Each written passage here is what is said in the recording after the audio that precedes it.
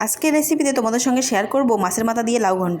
মাছের মাথাগুলোকে ছোট ছোট করে কেটে নিয়ে ভালো করে ধুয়ে নিয়ে লবণ হলুদ দিয়ে ভালো করে কড়াইয়ের মধ্যে ভেজে নিতে হবে। সেই তেলে একটু জিরা দিয়ে একটা পেঁয়াজ কুচি এবং কয়েকটা কাঁচা লঙ্কা কুচি ও দুটো রসুন কোয়া দিয়ে ভালো করে সম্বার করে কুচি কুচি করে কেটে রাখা লাউগুলোকে দিয়ে দিতে হবে। তো একটা আলু কেটে দিয়েছি।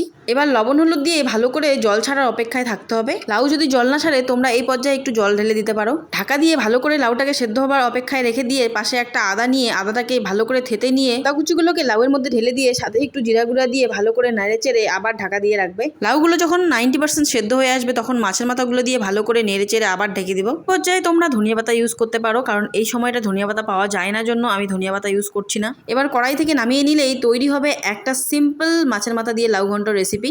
এই রেসিপিটা কার কার ভালো লাগলো অবশ্যই আমাকে কমেন্টে জানাবে, আর তোমরাও কিভাবে রান্না করো সেটাও কিন্তু কমেন্টে জানিও আমাকে। দেখা হবে তোমাদের সাথে নতুন একটা ভিডিওয়ে। ভালো লাগলে অবশ্যই লাইক কমেন্ট আর আমার চ্যানেলটা সাবস্ক্রাইব করে দিও।